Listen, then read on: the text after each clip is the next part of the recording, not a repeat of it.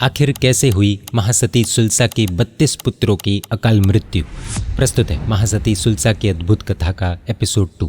आप देख रहे हैं जिन मीडिया, बने रहिए इस वीडियो के अंत तक। सुलसा को 32 पुत्रों की प्राप्ति किस तरह से हुई थी वो हमने एपिसोड 1 में जाना। अब आगे।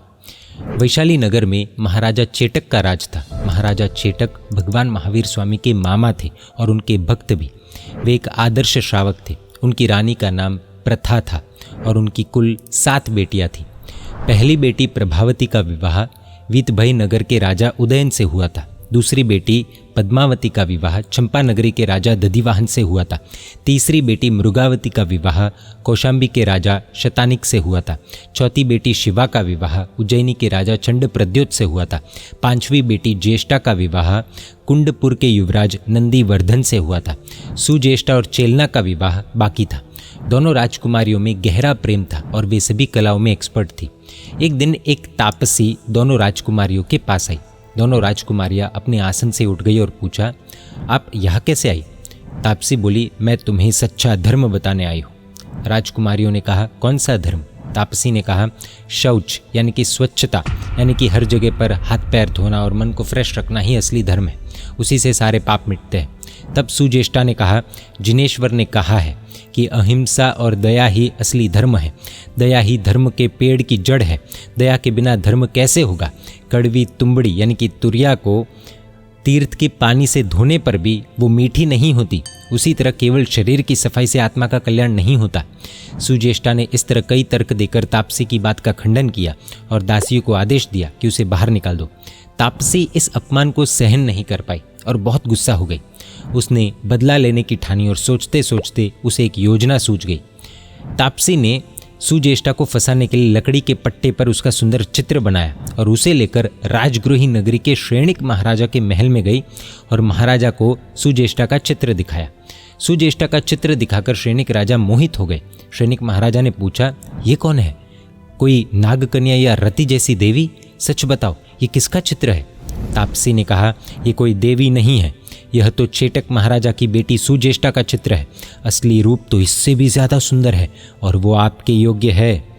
ये कहकर तापसी वहाँ से चली गई। श्रेणिक महाराजा किसी भी तरह से सुज्येष्ठा को पाने की इच्छा करने लगे। उन्होंने एक दूत को वैशाली भेजा।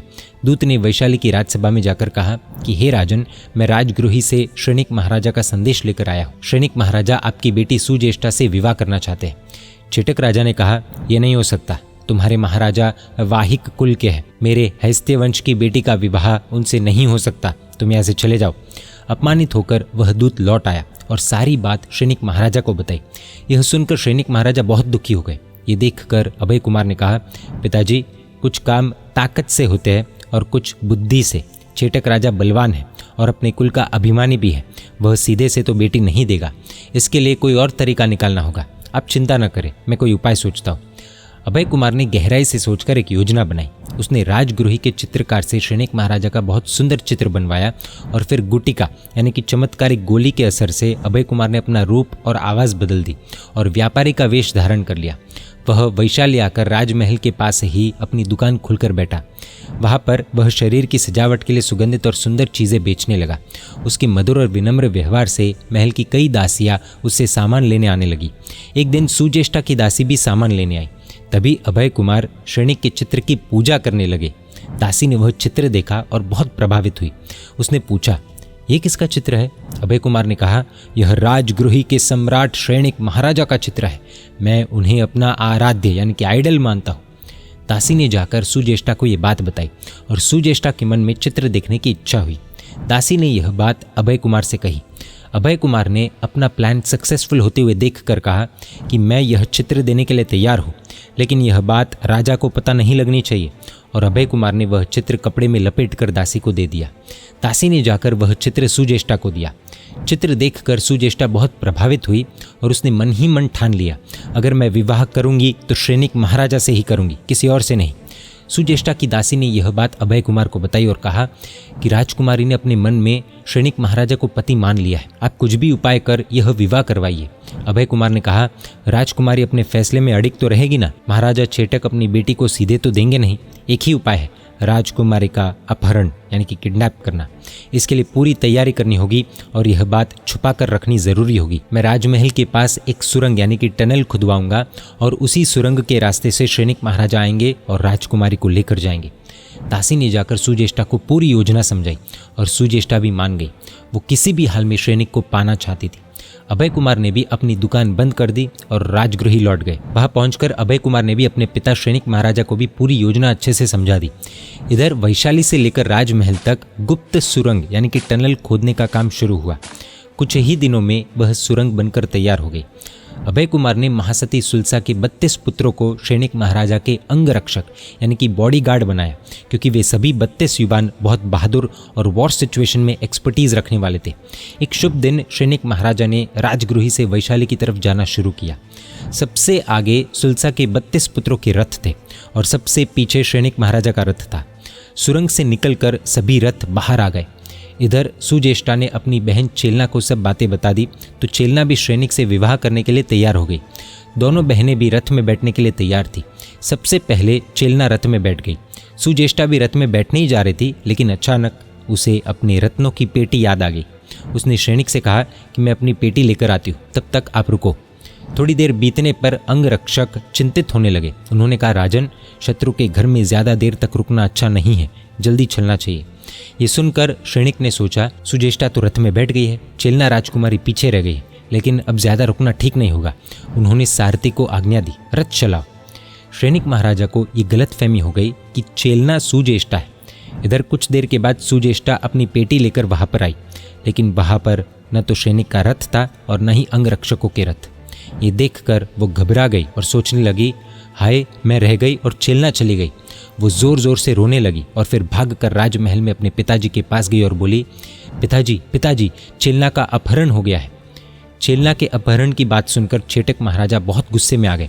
उन्होंने तुरंत हथियार उठाए और रथ में सवार होकर सुरंग की तरफ जाने लगे। तभी उनके सेनापति ने कहा, राजन, आपको खुद जाने की जरूरत नहीं है, मैं शत्रु को हराकर चेलना को वापस ले आऊंगा। चेटक महाराजा को सेनापति के साहस और ताकत पर पूरा भरोसा था, इसलिए वे वहीं रुक गए और सेनापति को जाने दिया। सेनापति ने सुरंग में प्रवेश किया, लेकिन श्रेनिक का रथ सबसे आगे था, इसलिए वो उस पर हमला नहीं कर सका। उसने श्रेनिक के एक अंगरक्षक पर बाण चलाया और उसे मार डाला। पर यह क्या, जैसे ही सुल्सा का एक बेटा मरा, बाकी 31 बेटे भी एक साथ वही गिरकर मर गए। देव ने सुल्सा को जो कहा था वही हुआ। महासती सुल्सा के सभी 32 पुत्रों की मृत्यु एक साथ हो गई। चेटक राजा का सेनापति सुरंग से वापस लौट आया और राजा को बताया, राजन, श्रेनिक का रथ राजगृही की सीमा में पहुंच गया था और वहां पर उसकी विशाल सेना तैयार खड़ी थी, इसीलिए मैं चेलना को वापस नहीं ला सका। जब सुज्येष्ठा को ये खबर मिली कि सेनापति बिना चेलना को लिए लौट आया है तो उसे बहुत गहरा आघात लगा।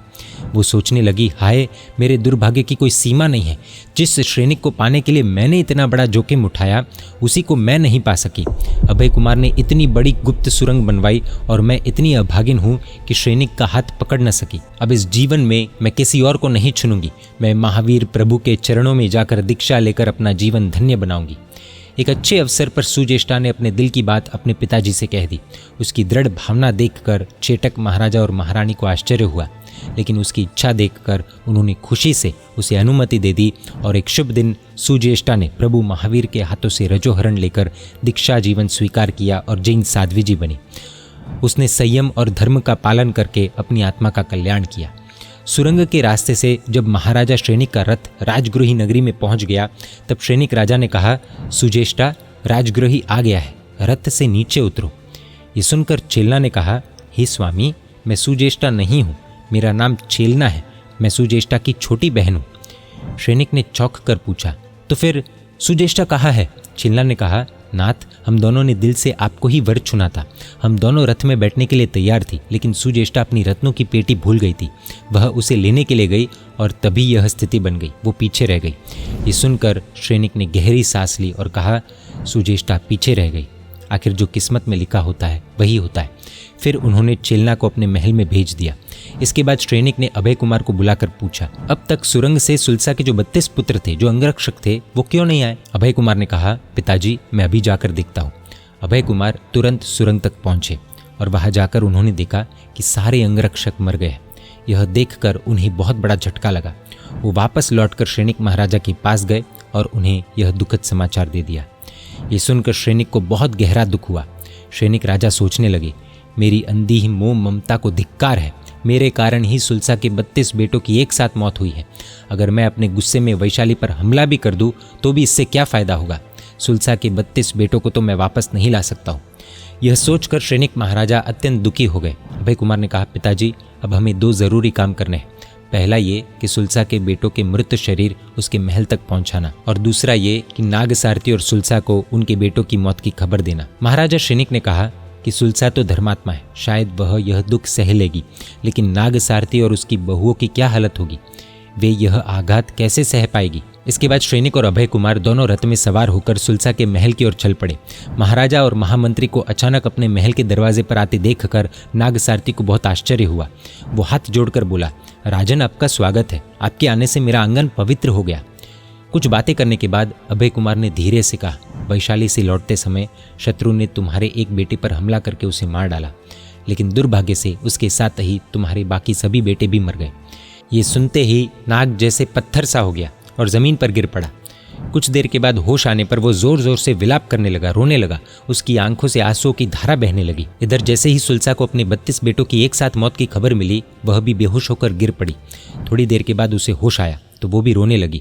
वो कहने लगी, हाय, मैं कितनी अभागिन हूँ। मेरे पुत्रों, तुम मुझे छोड़कर कहाँ चले गए? अब कौन मुझे माँ कहकर पुकारेगा?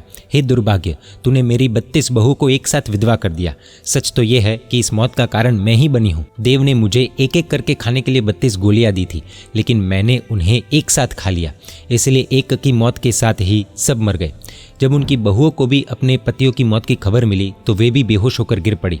होश में आने पर वे भी खूब रोने लगी और विलाप करने लगी। अभय कुमार ने सभी को शांत करने की कोशिश की और कहा, आप सब तो समझदार और धर्म को जानने वाले हो। जैन धर्म में बताया गया है कि यह संसार की सभी चीज़ें एक दिन नष्ट होने वाली ही है, इसलिए ऐसे शोक करना उचित नहीं है। ज्ञानी महापुरुषों ने इस संसार के पदार्थों की तुलना इंद्रजाल, इंद्रधनुष, हाथी के कान और संध्या के रंग से की है। यह सब दिखने में सुंदर लगते हैं, लेकिन टिकते नहीं है। मनुष्य का जीवन भी समुद्र की लहरों जैसा चंचल और अस्थिर होता है। संसार में मृत्यु तो स्वाभाविक है, जीवन का अंत मृत्यु ही है। जिसका जन्म होता है उसकी मृत्यु भी निश्चित है। बहन सुलसा, आप तो तत्व को जानती हो, आप भगवान महावीर की भक्त हो। संसार में जन्म लेने वाले को एक दिन मरना ही पड़ता है। माता पिता, भाई बहन, बेटा बेटी और बहू, ये सभी रिश्ते असली नहीं हैं। ये सब कर्म के कारण बने होते हैं। जैसे धर्मशाला में यात्री कुछ समय के लिए इकट्ठा होते हैं और फिर अलग अलग दिशाओं में चले जाते हैं, वैसे ही मौत के साथ सब अपने अपने कर्मों के अनुसार अलग हो जाते हैं। सुलसा ने आंसू पोंछते हुए कहा, मंत्रेश्वर, आपकी बातें सही है। मैं भी संसार के असली स्वरूप को जानती हूँ, लेकिन बेटों की अकाल मृत्यु का जो दुख है वो मेरे लिए बहुत भारी हो गया है। इतना कहकर सुलसा और उसकी बहुएं फिर से रोने लगी। अभय कुमार ने वापस सुलसा आदि सभी को समझाते हुए कहा, बहन सुलसा, आप तो भगवान महावीर की परम भक्त हो। आपको उपदेश देना मेरे लिए भी शर्म की बात है। यह पूरा संसार सपने जैसा ही है। इन रिश्तों के लिए इतना रोना कहाँ तक ठीक है। अभय कुमार की दिल से कही बातें सुनकर सुलसा को थोड़ी सांत्वना मिली और उसका शोक थोड़ा कम हुआ। फिर सैनिक और अभय कुमार अपने महल लौट गए। उन 32 बेटों की विधि पूर्वक अंतिम क्रिया की गई। समय के साथ नाग सारथी और उनकी बहुओं का शोक भी थोड़ा कम हुआ। पुत्रों की अकाल मृत्यु के बाद सुलसा धर्म आराधना में और भी जुड़ गई। उसे यह संसार बिल्कुल बेकार और अस्थिर लगने लगा। यहाँ पर एपिसोड 2 पूरा होता है, लेकिन महासती सुलसा के जीवन से जुड़ी इस घटना से हमें बहुत कुछ सीखने को मिलता है। भाग्य में लिखा हुआ लेख कोई भी मिटा नहीं सकता है। सुज्येष्ठा को लेकर जाने के लिए आया हुआ राजा छेलना को ले गया और सुज्येष्ठा के जीवन में वैसे देखे तो इस कारण से वैराग्य उत्पन्न हुआ और उसने दीक्षा ली। कब क्या घटना होती है और वैराग्य जगता है वो निश्चित नहीं है। क्षायिक सम्यक्त्व जिनको प्राप्त होने वाला है, वैसे भी जीव उसी भव में किडनैपिंग करने जैसा कार्य कर्म के वश होकर कर लेते हैं, पर कर्म के कारण होने वाली चीज़ों को ये जीव ने किया है ऐसा मानकर उस जीव का धिक्कार करना, उसका तिरस्कार करना कितना उचित है वो सोचने जैसा है। बहुत सारी जगह पर काम बल से नहीं पर कल से यानी बुद्धि से करना पड़ता है।